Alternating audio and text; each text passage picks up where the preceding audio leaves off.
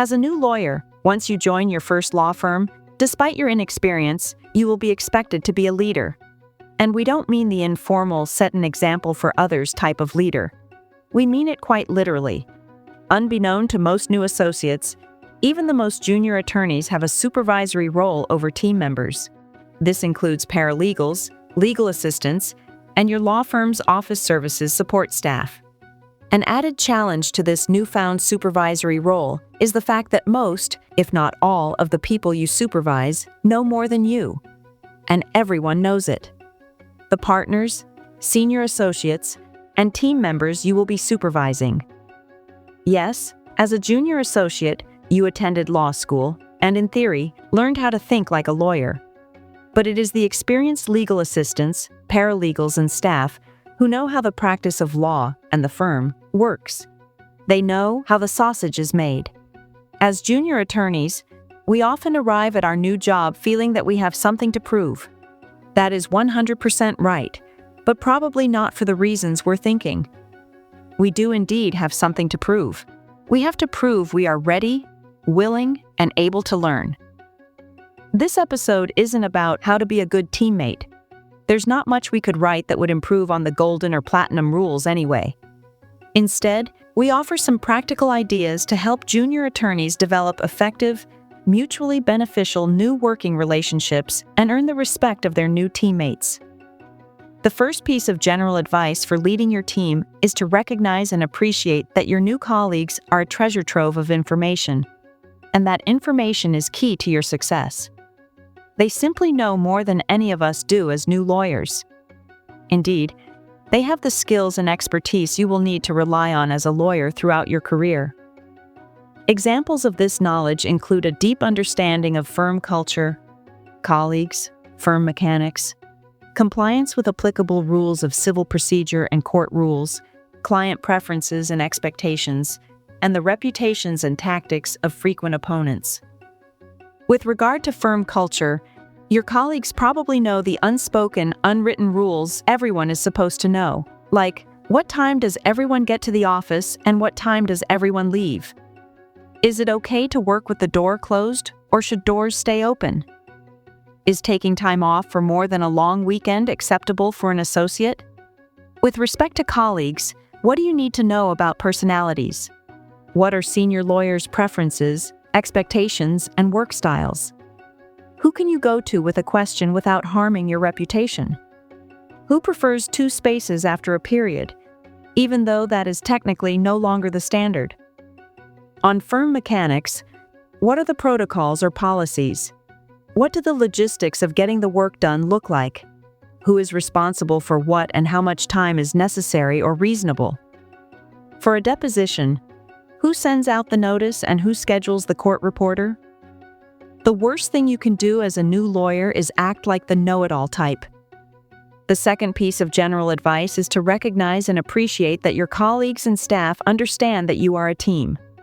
They know the success of one member is inextricably linked to the success of every other team member. In other words, your team wants you to succeed because your success is their success and vice versa. A drawback to our new hybrid work reality is that it tends to provide fewer opportunities for new teammates to directly interact with coworkers, integrate into the team, and organically absorb information. This makes it much harder to build authentic relationships.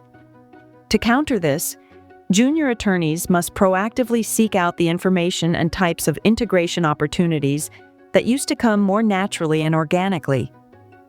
General advice aside, here are some specific things that any junior attorney can do very early on the job to build mutual respect and get the most from your new working relationships.